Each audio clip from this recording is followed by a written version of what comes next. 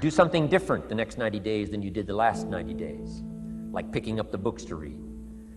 Do something different, like the new health disciplines, relationship with your family, whatever it is, doesn't matter how small it is. If you'll start doing different things with the same circumstances, since we cannot change the circumstances, but we can change ourselves. We can change what we do.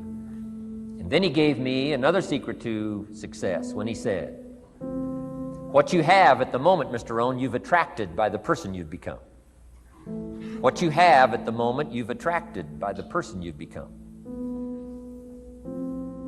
Few little simple principles here. Once you understand these, it starts to explain so much. Now, sometimes it's a little tough to take, blaming yourself instead of the marketplace, taking responsibility instead of putting it off on someone else. That transition sometimes is a challenging mission. And this one was a little tough for me. Shoaff said, here's the secret, Mr. Rohn. Learn to work harder on yourself than you do on your job. Once I got that, it turned my life around. Learn to work harder on yourself than you do on your job.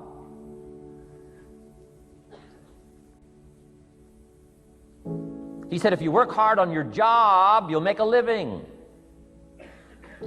If you work hard on yourself, you can make a fortune. Wow. If you would have known me at age 25, you would have said, Jim Rohn's a hard worker. If you'd have known me, you'd have said that. I'm the guy, I don't mind coming a little bit early, staying a little bit late. I don't mind that. You'd have said, well, Jim Rohn's a hard worker. You say, well, how come he's got pennies in his pocket and nothing in the bank and behind on his promises? Well, I was a hard worker, but I was working hard on my job, not on myself. I'm telling you, if you'll learn that simple little principle and start the process today, latest tomorrow, give you tonight to think it over. And start this whole process of personal development, work on yourself, make yourself more valuable to the marketplace. I'm telling you, you can so dynamically change your income, and economics is the least of the values that you can start earning in terms of equity if you'll start working harder on yourself than you do on your job. Work hard on yourself and develop the skills. Work hard on yourself and develop the graces. All of the stuff necessary to become more valuable to the marketplace. I'm telling you, your whole life can explode into change. Promotions, no problem. Becoming more valuable to the company, I'm telling you, no problem. Money, no problem. Economics, no problem. Future, no problem. If you just go to work on the right thing. Not get things out there to change. Don't try to change the seed. Don't change the soil. Don't change the sunshine. Don't change the rain. Don't change the mix of seasons. Let the miracle of everything that's available work for you, and start working on the inside. Work on your philosophy. Work on your attitude. Work on your personality. Work on your language. Work on the gift of communication. Work on all of your abilities. And if you'll start making those personal changes, I'm telling you, everything will change for you. Mr. Shoaff, over a 5-year period before he died at age 49, who taught me some extraordinarily simple things. He only went to the 9th grade in school. Never finished high school, never went to college, never went to university. So he put his ideas and his experiences in very simple language, which I think for me, a kid from the farms of Idaho, that simplicity was so important. Because if it would have been technical, I'd have missed it. If it would have been mystic, I would have, backed away. But it was just basic, blunt, ABC, familiar stuff that I hadn't thought of before. And he did start to remind me, and those ideas changed my life. Mr. Shoaff was the one when I said, this is all they pay. He said, you've been working 6 years, Mr. Rohn, how come you're not doing better? And I said, this is all the company pays. He says, well, that's not true. I said, no, this is my paycheck. This is all the company pays. He said, no, this is all the company pays you. I thought, that's a new way to look at it, right? He said, doesn't the company pay 2, 3, 4, 5 times this amount to other people? And I said, well, yes. He said, well, then this is not all the company pays. It's all they pay you. And if you qualified, wouldn't your income grow 2, 3, 4, 5 times? I said, I suppose. So he said, we don't have to work on the company. We have to work on you. See, that was the beginning of what he called the phrase personal development. I told him things cost too much. He said, no, you can't afford them. I thought, well, that's a new concept. I hadn't thought about that. You know, we put some of the valuable things on the high shelf, so you can't get to them until you qualify. If you want the things on the higher shelf, you got to stand on the books you read. Every book you read, you get to stand a little higher so you can get the things on the higher shelf. See, I learned those concepts. It was so incredible. And here was the most important one. Success is something you attract by the person you become. See, that phrase changed my life. Success is something you attract by the person you become.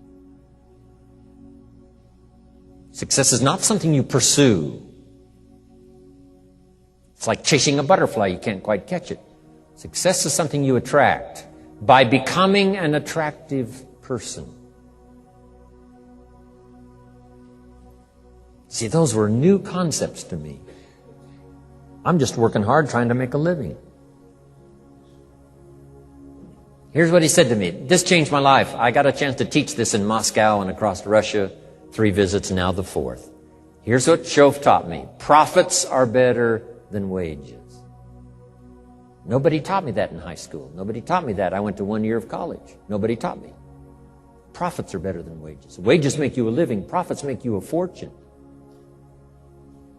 And how could you work on both a living and a fortune? He said, well, you could start part-time working on your fortune while you're working full-time on your living. I thought, wow. Now, he said, it's fun to get up in the morning. Not just getting up, go to work to pay the rent, but to get up to go to work to make a fortune. First, to make a living for my family. Second, to make a fortune.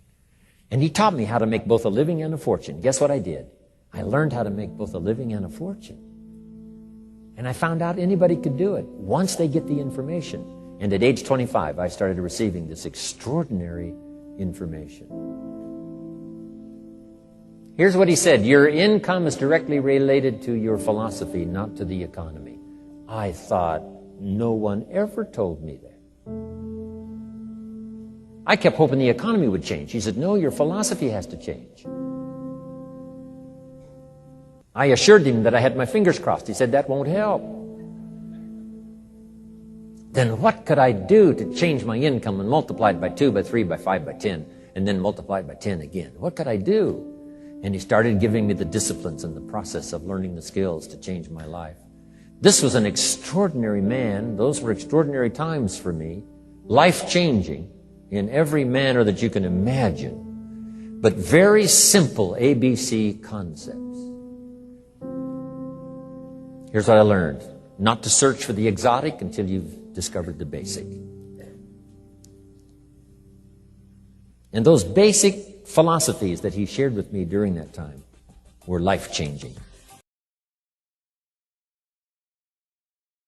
Success is something you attract by the person you become. Success is not something you pursue, chase, run after. Success is something you develop, something you become. You attract success. So the whole key to unlock all the treasures, whether it's economic treasures or spiritual treasures, financial, social, personal, every way you can possibly think of, is by your own personal development. And then he added one more, which is so important, and it's probably worth the price of the seminar.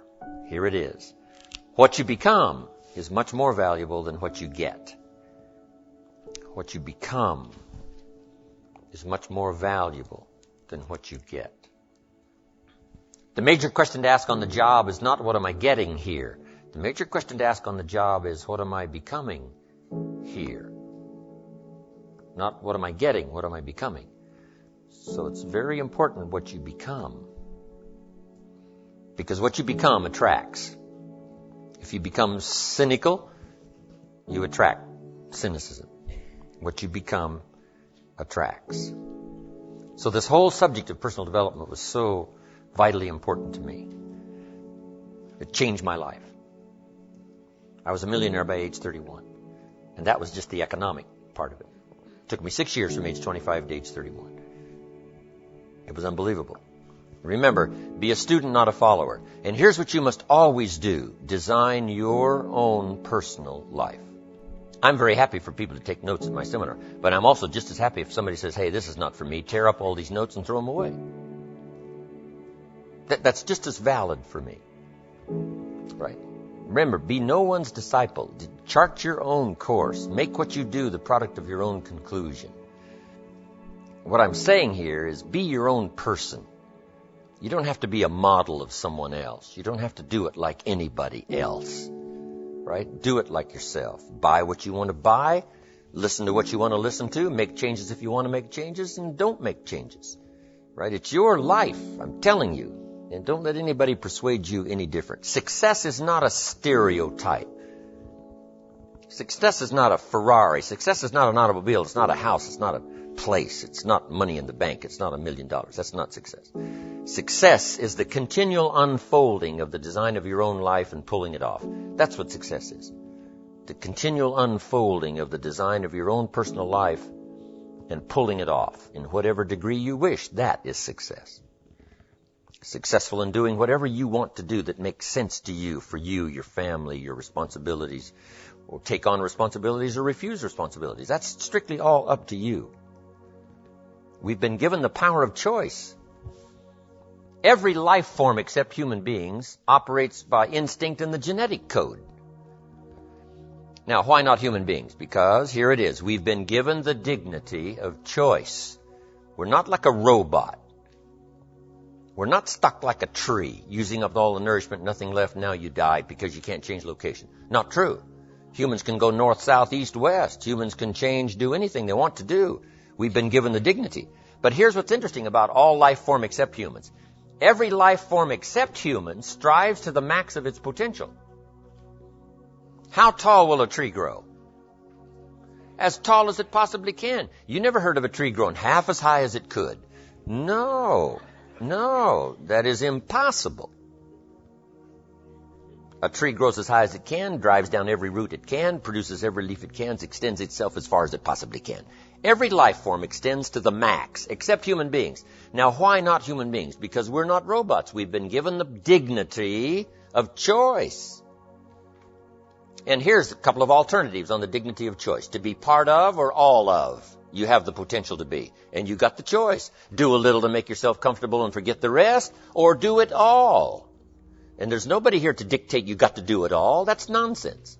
You got to be rich because we live in a rich country. That's nonsense. You don't have to be rich. You don't have to do it all. You can do a little, do some more. Take advice, but don't take orders. Take information, take training, take teaching, but don't take orders from no one that tells you how you need to live and what you need to own and what you need to do. Somebody says, well, you need to be successful. That's a personal choice, being successful. What we teach is the possibilities, then everybody chooses. Take a little, take a lot, do some, do nothing. Abraham Lincoln said, since I would be no one's slave, I will be no one's master. Excellent philosophy. If a guy says, hey, I'm soon cashing it in, I'm heading for the mountains. I'm going to live in a little cabin, live off the land, and feed the squirrels. If he goes and does that, guess what? He's a smashing success. Why? He's doing what he designed to do and went and did it and pulled it off. You can't say, no, that's not successful. That is the epitome of success, is giving a design to your life and go pull it off, making progress in that direction that satisfies you. If it doesn't satisfy you, make alternatives and you change. And if you get some better ideas, sure, you may follow someone's suggestion and ideas, but not orders. Design your own life like you want it that will fit. Now, if you take on some responsibilities, now you got to consider those. Yes, you can ignore your responsibilities, but you won't feel good about that. Guess what the old prophet said? Some things that taste good now in the mouth turns bitter later in the belly. So you don't want to sacrifice. We all must suffer one of two pains. Regardless of your choice of lifestyle and what you want to do, we must all suffer one of two pains. The pain of discipline or the pain of regret.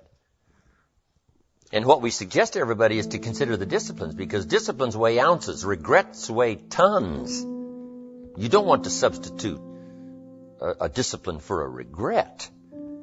In our opinion, that would be a poor choice. Now, you can do it, but some things are poor trade-offs. The old prophet said, what if you gained the whole world, but it cost you your soul? Would that be worth it? And with a bit of intelligence, we say, no, that doesn't seem worth it. Even if you got the whole world, if you traded your soul, that experience would be so bitter and so awful and so devastating, it wouldn't be worth it. What if you got some gain by greed instead of legitimate ambition? I'm telling you, it might taste good up front, but it's going to turn bitter in the belly. And a bit of that advice saves some people from devastation. Say, well, you're right. I better think twice about that. So we must confront all laws, spiritual laws, agricultural laws, basic laws, fundamental laws. We must confront all of those. But you still now can design your own life. A little, a lot, go east, north, south.